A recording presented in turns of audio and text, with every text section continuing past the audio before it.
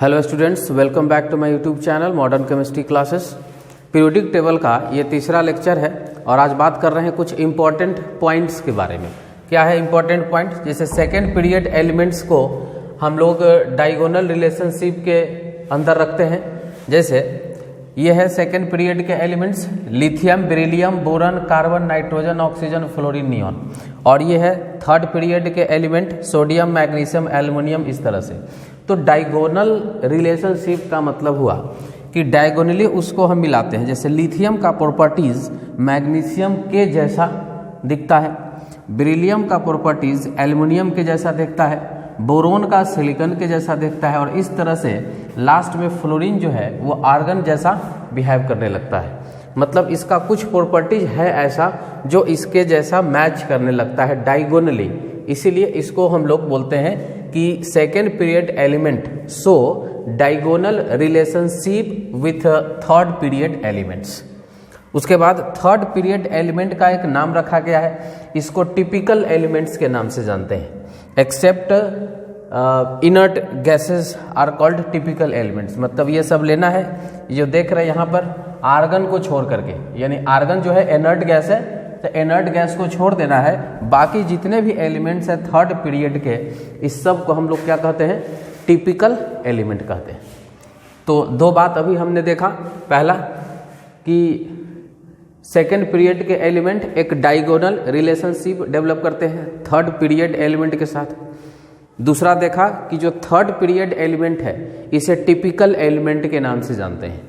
तो एलिमेंट्स को एक बार फोकस करिए, इसको याद रखिएगा, क्योंकि कभी कभी एमसीक्यू क्वेश्चन रहता है कि which of the following element has is known as typical element. तो ये रहता है, या फिर which of the following so diagonal relationship. तो एलिमेंट्स को आपको ध्यान में रखना है। ये सेकेंड पीरियड का है जो डायगोनल रिलेशनशिप बनाता है, और जो थर्ड पीरियड के एलिमेंट्स है नोबेल गैस को छोड़ करके, वो क्या होंगे? टिपिकल एलिमेंट्स होंगे। आगे बढ़ते हैं। ट्रांसयूरेनिक एलिमेंट। ट्रांसयूरेनिक एलिमेंट किसको कहते हैं? जब एटॉमिक नंबर 92 से ज़्यादा हो जाए। जैसे अभी तक आज के डेट में 115 से 118 एलिमेंट नोन है, ज्ञात है। तो ऐसे में जो 92 एटॉमिक नंबर के बाद जितने भी एलिमेंट्स आते हैं उसे हम ट्रांसयूरेनिक एलिमेंट के नाम से जानते हैं। क्यों? क्योंकि वो रेडियो एक्टिव होता है और कुछ तो उसमें आर्टिफिशियल है, मैन मेड है। ठीक है, तो फर्स्ट मैन मेड एलिमेंट याद रखिएगा। ठीक है, ये जस्ट एक जीके टाइप का क्वेश्चन है कि सबसे पहला कौन एलिमेंट बनाया गया था, मैन मेड है, तो याद रखिएगा टीसी टेक्नीशियम। पहला हो गया। दूसरा कि all actinides are radioactive. Actinides जैसे कि पीरियोडिक टेबल के लास्ट में दो ग्रुप जो देख रहे थे, दो अलग, एक लैंथेनम था और एक एक्टिनाइड था, एक्टिनियम था। तो लैंथेनम में तो सभी के सभी रेडियो एक्टिव नहीं होते हैं, लेकिन एक्टिनाइड्स जितने भी होंगे सभी एक्टिनाइड्स क्या होते हैं? रेडियो एक्टिव होते हैं। लेकिन सभी लैंथेनाइड्स जो हैं रेडियो एक्टिव नहीं होते हैं। Artificial or not artificial except PM. Promethium इसको हम बोलते हैं, प्रोमेथियम। तो ये क्या होता है? आर्टिफिशियल होता है, मैन मेड एक होता है। द मोस्ट इलेक्ट्रोपॉजिटिव एलिमेंट किसको कहा गया है? पीरियोडिक टेबल में फर्स्ट ग्रुप को, जिसको कि हम अल्कली मेटल कहते हैं, उसे पूरे एलिमेंट का सबसे ज्यादा इलेक्ट्रोपॉजिटिव कैरेक्टर वाला एलिमेंट नाम दिया गया है, ग्रुप फर्स्ट ए। ठीक है, हाइड्रोजन, लिथियम, हाइड्रोजन को तो छोड़ दीजिए, वो एक्सेप्शन में होता है। Lithium, sodium, potassium, rubidium, caesium और फ्रांसियम रेडियो एक्टिव होता है, ये भी ध्यान रखना है। तो फर्स्ट ग्रुप के जो एलिमेंट्स हैं वो क्या है? रेडियो एक्टिव होते हैं, इलेक्ट्रोपॉजिटिव होते हैं फर्स्ट ग्रुप के एलिमेंट। और जो मोस्ट इलेक्ट्रोनिगेटिव होता है वो होता है नोबेल गैस के पहले वाला। नोबेल गैस तो इनर्ट होता है ना, नोबेल गैस तो किसी से रिएक्ट ही नहीं करता है। तो जो ग्रुप 7 के एलिमेंट होते हैं जैसे fluorine, chlorine, bromine, iodine, halogens वाले, ये सारे हैलोजन एलिमेंट्स क्या होते हैं? इलेक्ट्रोनिगेटिव होते हैं। ठीक है, मोस्ट इलेक्ट्रोनिगेटिव होते हैं पूरे पीरियोडिक टेबल में। आप देखेंगे फर्स्ट वाले को इलेक्ट्रोपॉजिटिव और 7 यानी कि 17 ग्रुप को मोस्ट इलेक्ट्रोनिगेटिव एलिमेंट के नाम से जाना जाता है, ये याद रखना है आपको। उसके बाद है कि the group contain maximum number of gaseous element is 0 group. अच्छा, किस ग्रुप में सबसे ज्यादा गैसियस एलिमेंट है जो गैसियस स्टेट में एग्जिस्ट करता है, तो याद रखिएगा ग्रुप 18 ग्रुप को, जिसको नोबेल गैस कहा जाता है, जिसे इनर्ट गैस कहा जाता है। Helium, neon, argon, krypton, xenon, radon inert gases हैं। ये सारे के सारे गैसेस स्टेट में एग्जिस्ट करते हैं। उसका वैलेंसी क्या होता है? Zero. They have zero valency. Zero group या 18 group have all the element in gases element, ये याद रखना है। तो ये कुछ इंपॉर्टेंट पॉइंट्स है, उसको याद रखना है। अब आ जाते हैं पीरियोडिसिटी में। पीरियोडिसिटी का मतलब होता है कि कोई एक प्रॉपर्टीज में किस तरह का वेरिएशंस देखने को मिलता है जब हम अलोंग द पीरियड चलते हैं और जब हम डाउन द ग्रुप आते हैं। पीरियोडिक टेबल में जो पीरियोडिसिटी जो आप पढ़ते हैं उसमें दो ही चीज़ आप पढ़ते हैं कि along the period left to right जब चलेंगे तो क्या हो रहा है, और down the group top to bottom जब आ रहा है तो उसमें वो प्रॉपर्टीज किस तरह से बिहेव कर रहा है। ठीक है, तो सबसे पहला बात कर लेते हैं ए नंबर कि नंबर ऑफ इलेक्ट्रॉन। देखिए, अगर आप पीरियड में लेफ्ट टू राइट चलते हैं तो एटॉमिक नंबर बढ़ता है। अब एटॉमिक नंबर बढ़ेगा तो उसका नंबर ऑफ इलेक्ट्रॉन भी बढ़ेगा, क्योंकि किसी भी एटम में कितना इलेक्ट्रॉन होता है, जितना कि उसका एटॉमिक नंबर होता है। तो एटॉमिक नंबर इंक्रीज करता है तो इसलिए उसमें नंबर ऑफ इलेक्ट्रॉन भी इंक्रीज करता है, जबकि उसका सेल का संख्या नहीं बढ़ता है। सेल का संख्या सेम होता है, प्रिंसिपल क्वांटम नंबर सेम होते हैं, लेकिन उसमें नंबर ऑफ इलेक्ट्रॉन इंक्रीज करते रहते हैं along the period from left to right. लेकिन वही इस चीज को अगर हम टॉप टू बॉटम में देखें, इसमें भी एटॉमिक नंबर बढ़ता है, इलेक्ट्रॉन इसमें भी बढ़ेगा, लेकिन तब यहाँ पर सेल की संख्या बढ़ते रहती है। सेल का संख्या टॉप टू बॉटम आएंगे, जैसे फर्स्ट ग्रुप में 1 सेल, सेकेंड ग्रुप में 2 सेल, थर्ड ग्रुप में 3 सेल, फोर्थ पीरियड में 4 सेल। तो जैसे जैसे पीरियड का संख्या बढ़ेगा, जैसे जैसे पीरियड का संख्या बढ़ेगा ग्रुप में, तो वैसे वैसे उसमें सेल बढ़ते जाता है, नंबर ऑफ इलेक्ट्रॉन भी बढ़ते जाता है। तो उसमें सेल का संख्या भी बढ़ता है, इलेक्ट्रॉन का संख्या भी बढ़ता है। उसके बाद आ जाते हैं साइज। देखिए, आगे हम लोग साइज क्यों बढ़ता है घटता है इस पर बात करने वाले हैं, लेकिन अभी पीरियोडिसिटी में आपको ये बात याद रखना है कि अलोंग द पीरियड, जब आप पीरियड में लेफ्ट टू राइट चलते हैं तो जो साइज है वो घटता है due to effective nuclear charge बढ़ने के कारण। ये क्या है इफेक्टिव न्यूक्लियर चार्ज, हम थोड़ा देर में उसको डिस्कस करने वाले हैं। तो जब हम लेफ्ट टू राइट जाते हैं एटॉमिक साइज घटता है, और जब टॉप टू बॉटम आते हैं तो एटॉमिक साइज बढ़ता है। एक ट्रायंगल रूल से हम इसको समझते हैं, जब हम ऊपर से नीचे आते हैं तो एटॉमिक साइज इंक्रीज कर रहा होता है, लेकिन जब लेफ्ट टू राइट जाते हैं तो एटॉमिक साइज घट रहा होता है। यही पीरियोडिसिटी है, याद रखना है कि down the group size increases and left to right in a period size decreases. ऊपर से नीचे आने पर साइज बड़ा होगा और लेफ्ट से राइट जाने पर साइज क्या होगा, छोटा होगा। तो ये साइज हो गया। डी नंबर में है कि in transition elements there are no regular pattern. जब ट्रांजिशन एलिमेंट्स की बात करते हैं, scandium, titanium, vanadium, chromium, manganese, iron, cobalt, nickel, copper, zinc, ये जो ट्रांजिशन एलिमेंट्स हैं, जो डी ब्लॉक के जो एलिमेंट्स हैं, इसमें कोई रेगुलर ग्रेडेशन नहीं होता है, पहले घटता है फिर सेम हो जाता है फिर बढ़ता है, इस तरह का एक पैटर्न डेवलप होता है। तो ट्रांजिशन एलिमेंट्स में कोई रेगुलर पैटर्न देखने को नहीं मिलता है। उस पर भी बाद में डिटेल में हम लोग डिस्कस करेंगे। Electronegativity decreases down the group but increases along the period. देखिए, इसमें इलेक्ट्रोनेगेटिविटी भी एक टर्म है जो हम लोग आगे डिटेल में पढ़ेंगे, लेकिन पीरियोडिसिटी में इसको पहले ही लिख दिया गया हुआ है। देखिए, इलेक्ट्रोनेगेटिविटी क्या होता है, शेयर्ड इलेक्ट्रॉन। आप जानते हैं कि दो एटम के बीच में जब इलेक्ट्रॉन का शेयर होता है तो बॉन्ड बनता है, और जब बॉन्ड बनता है तो उस शेयर्ड इलेक्ट्रॉन को जो एटम अपने तरफ ज़्यादा खींचेगा, तो ये जो इलेक्ट्रॉन खींचने का जो एक टेंडेंसी है किसी एटम के अंदर, इसी को हम लोग क्या कहते हैं, इलेक्ट्रोनेगेटिविटी कहते हैं। याद रखना है आपको कि tendency to attract shared paired electron towards itself is called electronegativity. तो इलेक्ट्रोनेगेटिविटी की अगर हम बात करें तो लेफ्ट टू राइट जाने पर इलेक्ट्रोनेगेटिविटी बढ़ता है, इंक्रीज करता है। क्यों? क्योंकि जब साइज छोटा होगा तो न्यूक्लियस पास आएंगे इलेक्ट्रॉन के, और वो इलेक्ट्रॉन को अपनी तरफ ज़्यादा अट्रैक्ट करेंगे। वहीं अगर हम टॉप टू बॉटम बात करते हैं ग्रुप में, तो साइज बढ़ते जाता है, वैलेंस इलेक्ट्रॉन न्यूक्लियस से दूर होते जाता है, तो उस पर जो पकड़ है, उस पर जो अट्रैक्शन है, ये कम हो जाता है, इसलिए इसका इलेक्ट्रोनेगेटिविटी भी कम हो जाता है। तो अभी फिलहाल आपको याद रखना है down the group electronegativity decreases and along a period electronegativity increases. ये चीज आपको याद रखना है, लास्ट पॉइंट। चलिए अब आ जाते हैं स्क्रीनिंग इफेक्ट। ये बहुत ही इंपॉर्टेंट कॉन्सेप्ट है, स्क्रीनिंग इफेक्ट या शिल्डिंग इफेक्ट, और यहीं पर डेवलप करेगा इफेक्टिव न्यूक्लियर चार्ज। जरा डिटेल में समझते हैं कि यह है क्या। देखिए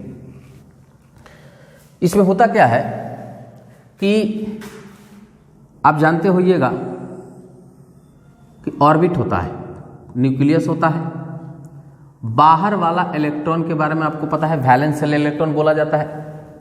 अंदर भी कई सारे सेल्स होते हैं और उस सेल में इलेक्ट्रॉन्स हुआ करता है ना। उस सेल में क्या होता है, इलेक्ट्रॉन्स होते हैं। बाहर वाला इलेक्ट्रॉन के बारे में सोचिए, बाहर वाला मतलब वैलेंस इलेक्ट्रॉन के बारे में सोचिए। न्यूक्लियस क्या करेगा, न्यूक्लियस जो बाहर वाला इलेक्ट्रॉन है उसको अपनी तरफ खींचने का कोशिश करेगा। न्यूक्लियस पॉजिटिव चार्ज का है और जो वैलेंस इलेक्ट्रॉन हो या कोई भी इलेक्ट्रॉन हो, इलेक्ट्रॉन पर होता माइनस चार्ज है। न्यूक्लियस में जो पॉजिटिव चार्ज है ये निगेटिव चार्ज इलेक्ट्रॉन को अपनी तरफ अट्रैक्ट करेगा, बिकॉज अपोजिट नेचर जो चार्ज होते हैं वो एक दूसरे को अट्रैक्ट करते हैं। So nucleus attract valence shell electron towards itself। तो केवल यही नहीं हो रहा है, कुछ और भी सीन यहां पर चल रहा है।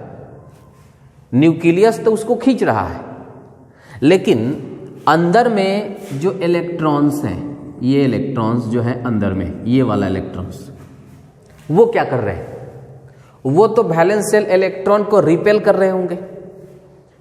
क्यों? क्योंकि इसके पास भी निगेटिव चार्ज है, बाहर वाले इलेक्ट्रॉन के पास भी निगेटिव चार्ज है।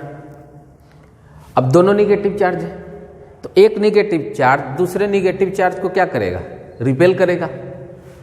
तो इनर सेल इलेक्ट्रॉन, अंदर वाले इलेक्ट्रॉन को क्या बोलते हैं, inner shell electron, core electron बोलते हैं उसको। और जो आउटर सेल का इलेक्ट्रॉन होता है उसको हम लोग वैलेंस शेल इलेक्ट्रॉन कहते हैं।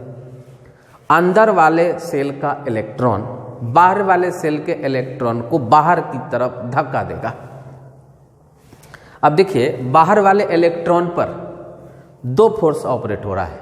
एक तो न्यूक्लियस उसको अपनी तरफ खींच रहा है, न्यूक्लियस उसको क्या कर रहा है, अपनी तरफ खींच रहा है। किसको, बाहर वाले इलेक्ट्रॉन को। हम इसकी बात कर रहे होते हैं। लेकिन अंदर वाला सेल क्या, अंदर वाले सेल का इलेक्ट्रॉन क्या कर रहा है, उसको धक्का दे रहा है। मतलब बाहर वाले इलेक्ट्रॉन का जो एक पूरा अट्रैक्शन होना चाहिए था एक न्यूक्लियस के साथ, वो अंदर वाला इलेक्ट्रॉन होने नहीं दे रहा है। तो जो नेट अट्रैक्शन है न्यूक्लियस का, जो एक नेट अट्रैक्शन होगा बाहर वाले इलेक्ट्रॉन पर, वो क्या हो जाएगा, कम हो जाएगा। और वो कम क्यों हो जाएगा, कम हो जाएगा अंदर वाले इलेक्ट्रॉन्स उसको रोक रहे हैं, अंदर वाले उसको बाहर धक्का दे रहे हैं, जबकि न्यूक्लियस उसके पीछे उसको खींच रहा है। तो धक्का दे रहा है इलेक्ट्रॉन और न्यूक्लियस उसको खींच रहा है। तो मान लीजिए अगर न्यूक्लियस 10 न्यूटन फोर्स से खींच रहा होगा, एज एग्जांपल आप समझिए, और बीच में जो इलेक्ट्रॉन है वो उसको 5 न्यूटन से धक्का दे रहा है। अगर वो नहीं होता तब तो 10 न्यूटन का अट्रैक्शन लग रहा होता, लेकिन अब बीच में इलेक्ट्रॉन उसको 5 न्यूटन से फिर क्या कर रहा है, बाहर की तरफ धकेल रहा है। तो 10 न्यूटन से खिंचा रहा है, लेकिन 5 न्यूटन से उसको धक्का दिया जा रहा है। तो अब नेट फोर्स कितना लग पा रहा है, 10⁻5 न्यूटन ही अब उस पर अट्रैक्शन फोर्स का मैग्नीट्यूड लग रहा है। ऐसे समझिए। तो अंदर वाले इलेक्ट्रॉन के वजह से नेट अट्रैक्शन में जो डिक्रीमेंट होता है, इसी को हम लोग क्या कहते हैं, स्क्रीनिंग इफेक्ट कहते हैं। इसी को हम कहते हैं सील्डिंग इफेक्ट। मतलब इलेक्ट्रॉन सील्ड कर दे रहा है, उसको स्क्रीन कर दे रहा है अट्रैक्शन नहीं होने के लिए। तो देखिए क्या लिखता है कि valence shell electron suffer force of attraction due to nucleus and force of repulsion due to inner shell electron. ये आपको समझ में आ रहा होगा। ये valence shell electron attraction feel करता है किसके वजह से, न्यूक्लियस की वजह से, और रिपल्सन फील करता है किसके वजह से, इनर सेल की वजह से। फिर क्या हुआ कि the decrease in attraction force on valence electron due to inner shell electron is called screening effect या शील्डिंग इफेक्ट। समझ लीजिए, अंदर वाले इलेक्ट्रॉन के कारण जो नेट अट्रैक्शन में डिक्रीमेंट हो रहा है, अट्रैक्शन फोर्स कम हो जा रहा है, इसी को हम क्या कहते हैं, शील्डिंग इफेक्ट या फिर स्क्रीनिंग इफेक्ट। दैट इज, ये जो स्क्रीनिंग इफेक्ट है ये टोटल रिपल्सिव फोर्स काउंट करता है। कहीं पर भी स्क्रीनिंग वैल्यू लिखे, कहीं भी शील्डिंग वैल्यू लिखे, तो आपको क्या समझना है कि वो उसका रिपल्सिव फोर्स काउंट कर रहा है। शील्डिंग ज्यादा हो गया, रिपल्सन ज्यादा कर दिया, या स्क्रीनिंग वैल्यू ज्यादा हो गया, माने बाहर वाले इलेक्ट्रॉन पर रिपल्सन ज्यादा हो गया। ठीक है, ये दूसरा पॉइंट हो गया। अब तीसरा, अब क्या होगा, न्यूक्लियस जो अट्रैक्शन कर रहा था, अब न्यूक्लियस उतना अच्छा अट्रैक्शन उस पर नहीं बना पाएगा, लेकिन कुछ तो बना पाएगा ना। तो ये जो फाइनल अट्रैक्शन उस पर लगता है, धक्का देने के बाद, रिपल्सन के बाद, जो न्यूक्लियस इलेक्ट्रॉन को अपनी तरफ खींच पाता है जिस फोर्स से, उसी फोर्स का नाम है इफेक्टिव न्यूक्लियर चार्ज, जिसको हम लोग लिखते हैं जेड इफेक्टिव से। ठीक है, उसी फोर्स का क्या नाम है, effective nuclear charge. That is, effective nuclear charge is the force of attraction, net force of attraction operated by nucleus on valence shell electron. तो देखिए यहां पर कई टर्म अब आपको याद रखने हैं। इफेक्टिव कितना होगा, टोटल अट्रैक्शन कितना था, जितना एटॉमिक नंबर था उतना ही प्रोटॉन की संख्या था, तो Z हो जाएगा एटॉमिक नंबर, और Z इफेक्टिव हो जाएगा इफेक्टिव न्यूक्लियर चार्ज। तो Z हो जाएगा न्यूक्लियर चार्ज, एटॉमिक नंबर के बराबर होता है, और Z इफेक्टिव क्या हो जाएगा, रिपल्सन करने के बाद जो अट्रैक्शन ले पा रहा है, अट्रैक्शन कर पा रहा है, उसको बोलते हैं Z इफेक्टिव। तो ध्यान रहे, Z और Z इफेक्टिव अलग अलग टर्म है, दोनों एक टर्म नहीं है। और सिग्मा से हम लोग स्क्रीनिंग वैल्यू को देखते हैं। सिग्मा रिप्रेजेंट कर रहा है स्क्रीनिंग वैल्यू को, शील्डिंग वैल्यू को, फोर्स ऑफ रिपल्सन को, जबकि Z इफेक्टिव रिप्रेजेंट करता है total attraction on valence electron. तो टोटल कितना अट्रैक्शन होगा, Z माइनस सिग्मा, जितना रिपल्सन हुआ उसको माइनस कर दीजिए, किसमें से, एटॉमिक नंबर में से, यानी कि Z माइनस सिग्मा क्या हो जाएगा, इफेक्टिव न्यूक्लियर चार्ज हो जाएगा। अब इसका एप्लीकेशन आगे फिर हम लोग को देखना है कि जब Z इफेक्टिव ज्यादा होगा, मतलब बाहर वाले इलेक्ट्रॉन को ज्यादा खींचेगा, तो इलेक्ट्रॉन नजदीक आएंगे तो साइज क्या होगा, छोटा होगा। और जहां पर इफेक्टिव न्यूक्लियर चार्ज कमजोर होगा, पूरा अट्रैक्शन नहीं कर पाएगा, यानी वो यहां से दूर होगा, तो दूर होगा तो उसका साइज क्या होगा, ज्यादा हो जाएगा, है ना। ठीक है,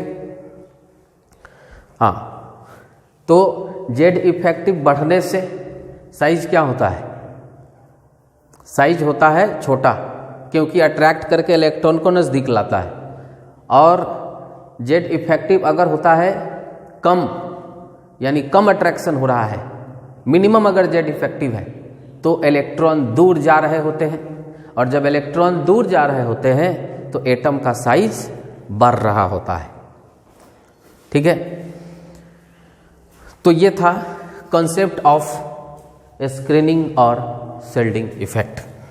लेकिन अब हम लोग इस चीज को काउंट कैसे करेंगे, कैसे मेजर करते हैं, तो इसको मेजर करने के लिए एक नियम है जिसे हम स्लैटर्स रूल कहते हैं। अब जरा सोचिए, एक इलेक्ट्रॉन अगर किसी में है, क्या हाइड्रोजन में शील्डिंग इफेक्ट होगा, नहीं होगा, उसमें एक ही इलेक्ट्रॉन है। शील्डिंग इफेक्ट होने के लिए, स्क्रीनिंग इफेक्ट होने के लिए कम से कम 2 इलेक्ट्रॉन होना चाहिए या 2 से अधिक होना चाहिए। देखिए, for single electron species sigma का वैल्यू क्या हो जाएगा, 0, कोई है ही नहीं उसको रिपेल करने वाला, एक इलेक्ट्रॉन है, उस पर अट्रैक्शन हो रहा है। ठीक है, ये A नंबर, बड़ा सिंपल सा बात है। बी नंबर बात सोचिए, screening effect for 2 electron species. अब है 2 इलेक्ट्रॉन, ठीक है, 2 इलेक्ट्रॉन है तो एक दूसरे को धक्का देगा। तो देखिए इफेक्ट तो एक ही इलेक्ट्रॉन पर सॉरी होगा ना। बाहर वाला इलेक्ट्रॉन अंदर वाले इलेक्ट्रॉन को क्या करेगा, आना चाहेगा, ये उसको धक्का देगा, तो बाहर वाले इलेक्ट्रॉन का अट्रैक्शन न्यूक्लियस के साथ होना है। तो अब इसमें क्या करेंगे, बाहर वाले पर तो आप देख ही रहे हैं, तो उस इफेक्ट तो एक पर आप देख ही रहे हैं, तो उसको नहीं काउंट करना है, जिसके वजह से हो रहा है उसको काउंट करना है। अगर मान लीजिए 5 इलेक्ट्रॉन है तो काउंट 4 के वजह से करेंगे, क्योंकि एक पर तो हो ही रहा है, बाकी के 4 इलेक्ट्रॉन रिपल्सन कर रहे हैं। अगर 11 इलेक्ट्रॉन है, 11 है तो एक पर तो आप देख ही रहे हैं, तो बाकी का 10 इलेक्ट्रॉन जो अंदर है वो नहीं इफेक्ट उस पर डाल रहा है, ठीक है। तो ऐसा सोचना है, अगर 2 इलेक्ट्रॉन है कितना रिपल्सन करेगा, सिग्मा का वैल्यू फिक्स कर दिया गया। अगर 2 इलेक्ट्रॉन का कोई सिस्टम है तो उसमें एक इलेक्ट्रॉन के द्वारा कितना रिपल्सन होगा, 0.30। ये आपको याद रखना है, 0.30। अब आ जाते हैं, तो चलिए जैसे यहां पर एक काउंट करके यहां पर लिखा गया है, हीलियम का 1s2 इलेक्ट्रॉनिक कॉन्फ़िगरेशन होता है। 2 इलेक्ट्रॉन इसमें है, एक इलेक्ट्रॉन पर तो आप देख ही रहे हैं, बच गया एक इलेक्ट्रॉन जो उस पर इफेक्ट डालेगा। तो Z माइनस सिग्मा, Z मतलब एटॉमिक नंबर, हीलियम का कितना होता है 2 माइनस, और सिग्मा वैल्यू, तो 2 इलेक्ट्रॉन सिस्टम में एक इलेक्ट्रॉन के चलते कितना लगेगा 0.30, तो 2 माइनस 0.30 वैल्यू आ गया 1.7। मतलब कि इफेक्टिव अट्रैक्शन जो होगा बाहर वाले इलेक्ट्रॉन पर वो कितना होगा 1.7। अगर एक इलेक्ट्रॉन अगर नहीं रहता, रिपल्सन कर रहा होता, तो वैल्यू कितना होता 2 होता। अगर नहीं होता, रिपल्सन नहीं करता तो कितना होता 2, लेकिन रिपल्सन जब हो रहा है तो अब वैल्यू घट के कितना हो जाएगा 1.7। चलिए तीसरा बात समझिए। अब आ जाते हैं जब 2 से ज्यादा है, देखिए 1 है तो 0 होगा, 2 है तो एक इलेक्ट्रॉन के लिए कितना होगा 0.30। अब आ जाते हैं 2 से ज्यादा इलेक्ट्रॉन जब रहेगा तो उसमें किस तरह से उसको काउंट करते हैं, ध्यान दीजिए। Screening effect for each NS and NP, जैसे कि 2s 2p, 3s 3p, 4s 4p, 5s 5p।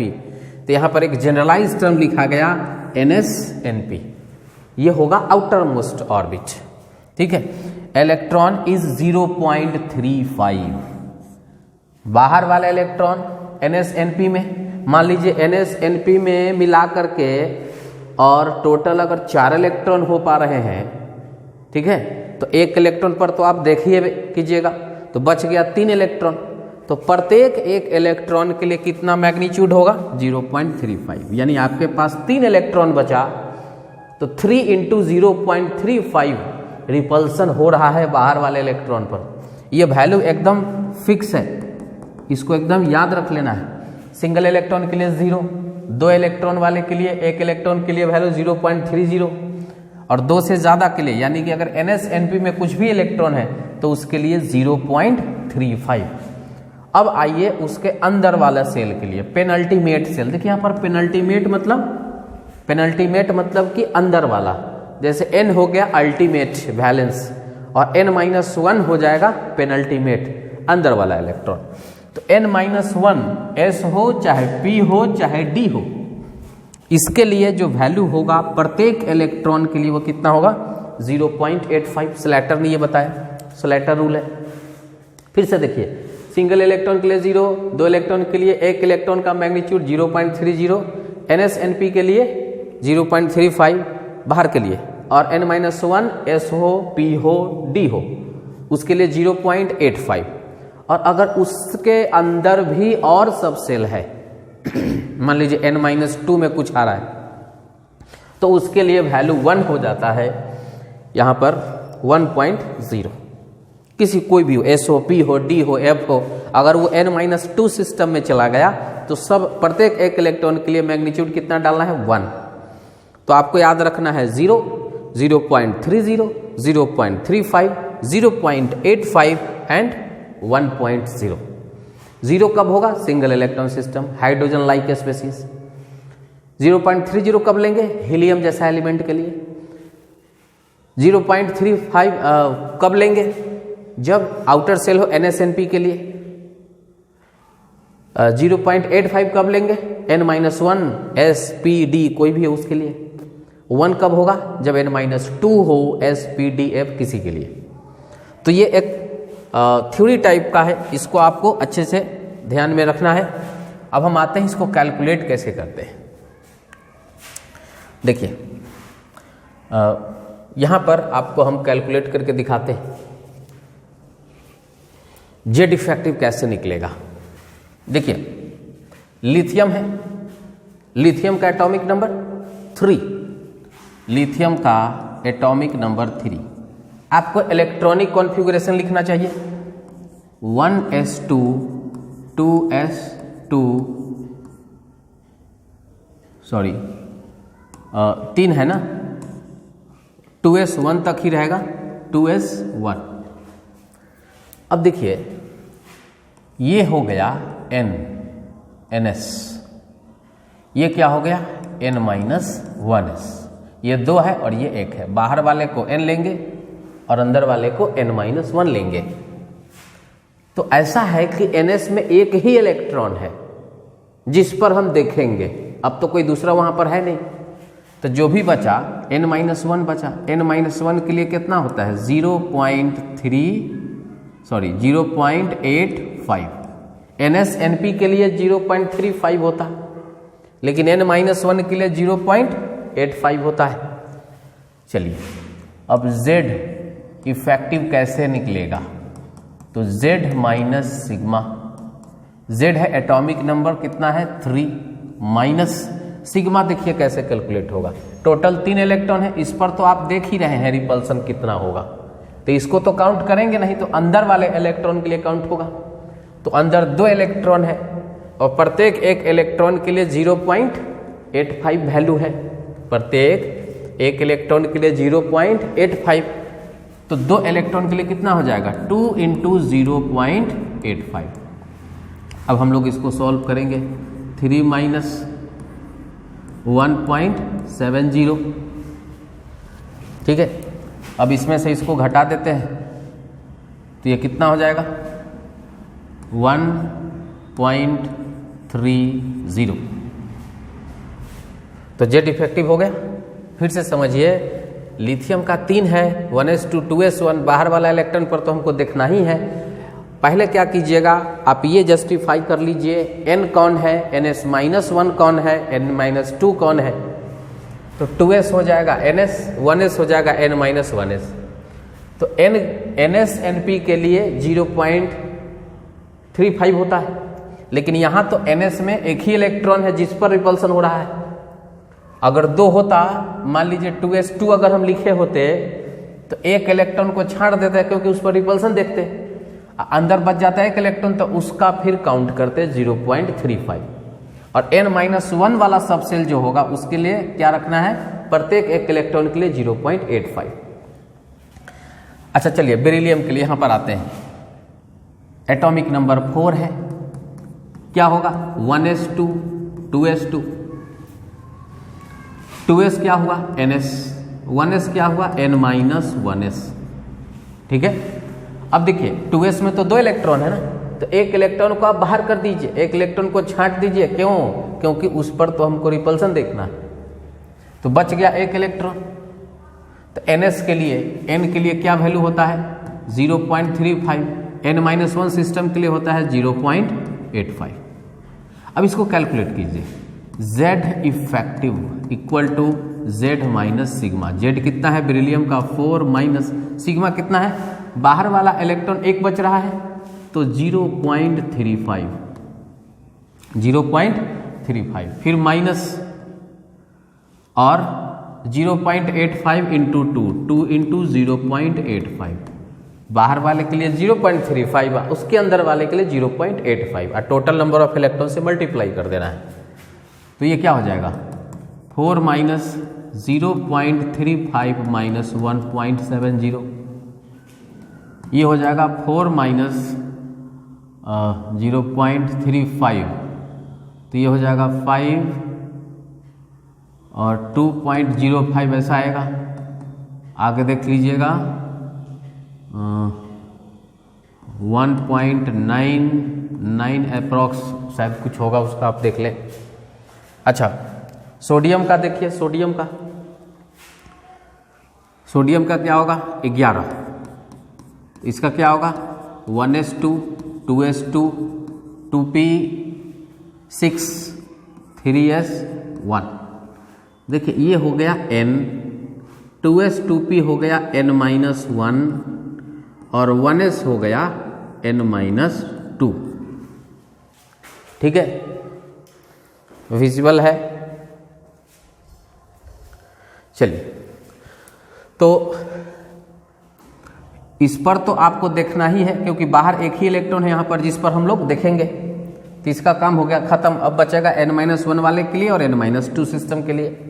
तो यहाँ से Z इफेक्टिव डायरेक्टली निकलेगा Z माइनस सिग्मा 11 माइनस, अब देखिए n-1 में कितने इलेक्ट्रॉन है 8 इलेक्ट्रॉन है, 2s2 2p6, तो 8 गुने 0.35 सॉरी 0.85, n-1 के लिए 0.85 होता है ना, ये हो गया प्लस।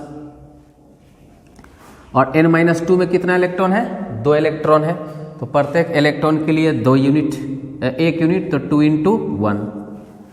अब इसको सॉल्व कर लीजिए, 11 माइनस 8 से इसमें मल्टीप्लाई करना होगा, 8 पंचे 40, 6.80 प्लस 2, तो क्या होगा 11 माइनस 8.80, 0.20 पर 9 हो जाएगा, तो ये हो जाएगा 2.20। ऐसे कैलकुलेशन आप चेक कर लीजिएगा।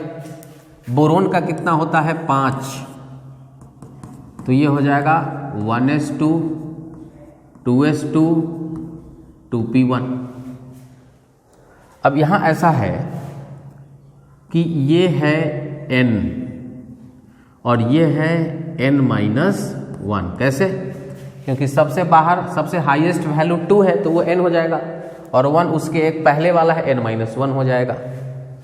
अब n में कितना इलेक्ट्रॉन है 3 इलेक्ट्रॉन है। अब 3 में से एक इलेक्ट्रॉन को छांट दीजिए तो बच गया 2 इलेक्ट्रॉन। तो अब इसका डायरेक्ट निकालेंगे कैसे, देखिए Z माइनस सिग्मा, Z कितना है 5, सिग्मा काउंट कीजिए, इधर 3 था, 3 इलेक्ट्रॉन में से एक इलेक्ट्रॉन को हटाया क्योंकि उस पर इफेक्ट देखना है, बच गया 2 इलेक्ट्रॉन।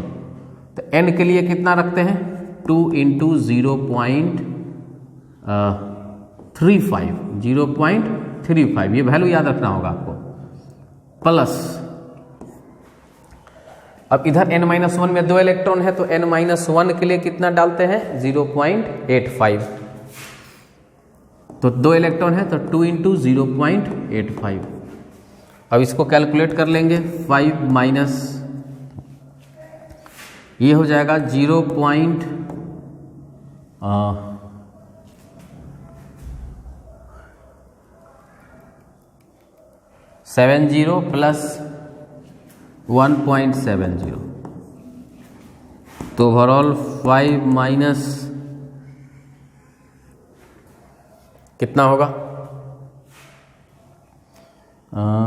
ये हो जाएगा 2.40। तो इसको सब्ट्रैक्ट कराइए, 5 माइनस 2.40 को 0.60 ऐड करेंगे, ये 3 हो जाएगा, तो ये हो जाएगा 2.60, है ना। चलिए कार्बन का कितना होता है, एटॉमिक नंबर 6 होता है, तो ये क्या होता है 1s2 2s2 2p2। अब ये हो जाएगा n, ये हो जाएगा n-1, ठीक है। अब देखिए तो n में कितना इलेक्ट्रॉन है, टोटल 4 है, इसमें से एक हटा देंगे 3 बचेगा, तो Z effective equal to Z minus sigma, यानी Z है 6 माइनस n के लिए 0.35 लेते हैं, तो तो 4 में से 1 गया तो 3 इंटू 0.35 प्लस इधर n-1 में 2 इलेक्ट्रॉन है तो 2 इंटू 0.85। ये कितना होगा कैलकुलेट कर लें। 6 माइनस 15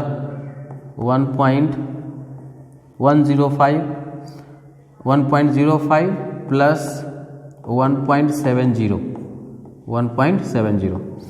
इक्वल टू 6 माइनस इसको थोड़ा कैलकुलेट करिए 1.05 और 1.70 तो कितना हो जाएगा 2.75 तो 0.75 में आप 0.25 जोड़िए तो ये 3 हो जाएगा तो 3.25। उसी तरह से पोटेशियम का यहाँ देखिए पोटेशियम का कितना होता है 19। आप चाहें तो इसको भी निकाल सकते हैं 1s2 2s2 2p6 3s2 2 2 4 6 10 2 12 6 18 3p6 4s1। ध्यान दीजिए ये n है ये n-1 है और ये n-2 है और ये n-3 है। n के लिए 0.35 n-1 इलेक्ट्रॉन्स के लिए 0.85 और उसके बाद जितना भी आएगा सब के लिए 1 होगा पर इलेक्ट्रॉन का वैल्यू। तो Z इफेक्टिव अब काउंट करते हैं Z माइनस सिग्मा क्या होगा। एटॉमिक नंबर तो 19 है माइनस। अब यहाँ से सबको जोड़ते जाइए। देखिए इसमें n-2 और n-3 के लिए पर इलेक्ट्रॉन 1 यूनिट होगा तो 8 और 2 10 इलेक्ट्रॉन है तो 10 हो जाएगा प्लस n-1 इलेक्ट्रॉन के लिए 0.85 यानी कि 8 इंटू 0.85। ठीक है और n का तो है नहीं इस पर तो आप चेक ही कर रहे हैं आप यहाँ से इसको कैलकुलेट कर लीजिएगा। तो इस तरह से इफेक्टिव न्यूक्लियर चार्ज हम लोग निकालते हैं और यहाँ एक बहुत ही बेहतरीन कंक्लूजन आपको मिलेगा। इस तरह से लिखा गया है कि एक और चीज़ ऑब्जर्व कर सकते हैं लिथियम सोडियम पोटेशियम एक ग्रुप में लिखा हुआ है। यहाँ भी देख लीजिए बेरिलियम नहीं ये पीरियड में हो गया बेरिलियम हो गया मतलब सेकेंड पीरियड में है ये भी सेकेंड पीरियड में है ये भी सेकेंड पीरियड में है तो ये पीरियड के अलोंग लिखा गया है और ये ग्रुप के अलोंग लिखा गया है। आप ध्यान से देखिए यहाँ पर लिथियम का वैल्यू है 1.30 देखिए तो कितना आया है 1.30। सोडियम का कितना आया है सोडियम का आया है 2.20। तो देखिए तो बढ़ रहा है ना वैल्यू बढ़ रहा है लिथियम का 1.30 सोडियम का 2.20। इफेक्टिव न्यूक्लियर चार्ज बढ़ तो रहा है लेकिन इसमें सेल भी बढ़ रहा होता है तो जब हम टॉप टू बॉटम आते हैं तो इफेक्टिव न्यूक्लियर चार्ज इंक्रीज करता है। यहां ये अलोंग द पीरियड चलिए 1.99 ये हो गया 2.60 3.25। ध्यान दीजिएगा ये है अलोंग द पीरियड में आप चल रहे हैं। ठीक है लिखा हुआ है इस तरह से लेकिन ये कैसे है पीरियड में है। तो पीरियड में जब आप चलते हैं तो यहां भी इफेक्टिव न्यूक्लियर चार्ज बढ़ रहा है और ग्रुप में भी क्या हो रहा है बढ़ रहा है लेकिन ग्रुप में बहुत कम बढ़ रहा है। आप यहां पर डिफरेंस करके देख सकते हैं लेकिन जब पीरियड में चलते हैं तो इफेक्टिव न्यूक्लियर चार्ज में बहुत बड़ा चेंजिंग आता है ज्यादा इंक्रीज कर जाता है। तो ये जेड इफेक्टिव क्या निकल रहा है अट्रैक्शन निकल रहा है। ये जो भी आप निकाले मतलब न्यूक्लियस के द्वारा जो फाइनल अट्रैक्शन हो रहा है वो आप निकाल रहे हैं। साइज सेम है ठीक है मतलब ऑर्बिट सेम है और जब अट्रैक्शन कम होगा तो बड़ा साइज होगा लेकिन वही में अगर अट्रैक्शन ज़्यादा कर देगा तो साइज नीचे आ जाए मतलब कम हो जाएगा। तो along the period effective nuclear charge increases drastically जिसके कारण इलेक्ट्रॉन जो है कॉन्ट्रैक्ट होता है, इलेक्ट्रॉन न्यूक्लियस के करीब आना शुरू हो जाता है। आप देख सकते हैं, यहाँ निकाल के बताए हैं आपको, ठीक है। ऑर्बिट तो कोई दूसरा है नहीं वहाँ पर, ऑर्बिट तो बढ़ नहीं रहा है कि वो फैलेगा, ऑर्बिट सेम है। सेम ऑर्बिट में अगर इस तरह से आप अट्रैक्शन बढ़ाते जाइएगा तो एटम संकुचित होते जाएगा, एटम का साइज छोटा होते चला जाएगा, ठीक है। वहीं ग्रुप में, इसमें देखिए, इसमें भी हालांकि इफेक्टिव एटॉमिक नंबर बढ़ रहा है, जेड इफेक्टिव बढ़ रहा है, इफेक्टिव न्यूक्लियर चार्ज, लेकिन इसमें साइज घटता नहीं है, इसमें साइज बढ़ता है। क्यों? क्योंकि इसमें रिपल्सन ज़्यादा होता है, जितना अट्रैक्ट किया ना उससे ज़्यादा इलेक्ट्रॉन उसको धक्का दे रहा है, ठीक है। मान लीजिए कि यहाँ से यहाँ आने में अट्रैक्शन बढ़ा, लेकिन यहाँ से यहाँ आने में रिपल्सन उससे ज़्यादा हो गया, इलेक्ट्रॉन बहुत ज़्यादा बढ़ जाता है। तो यहाँ पर इफेक्टिव न्यूक्लियर चार्ज बढ़ रहा है, लेकिन उससे ज़्यादा रिपल्सन फोर्स बढ़ रहा है, जिसके कारण टॉप टू बॉटम आने पर साइज बड़ा हो जाता है। जबकि आप पीरियड में चलते हैं तो ऑर्बिट एक ही होता है, इसमें तो है ये सेकेंड ऑर्बिट का है, तो 2 ऑर्बिट, 3 ऑर्बिट, 4 ऑर्बिट, 4 ऑर्बिट में इलेक्ट्रॉन बहुत फैल के रहेगा।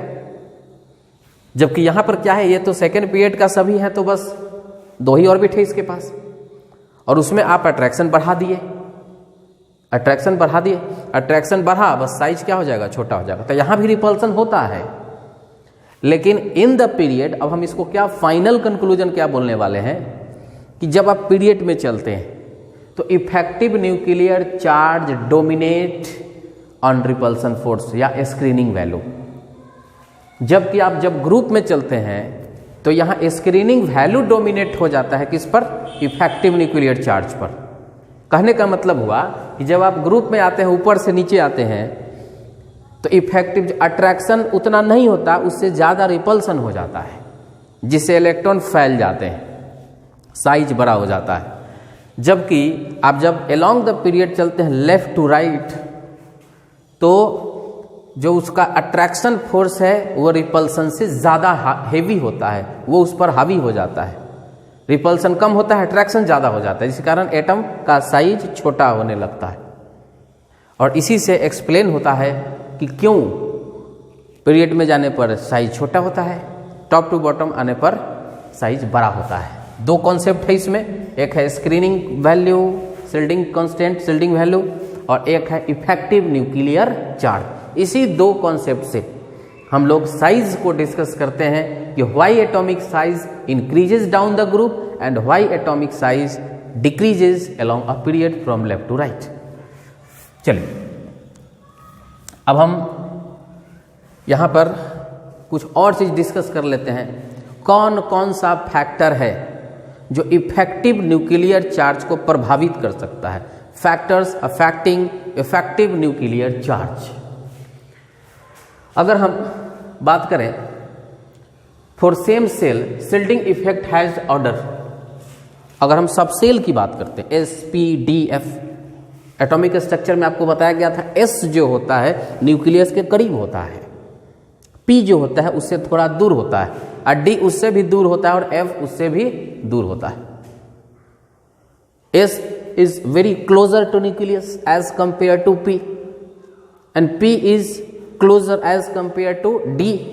D is as closer compared to F.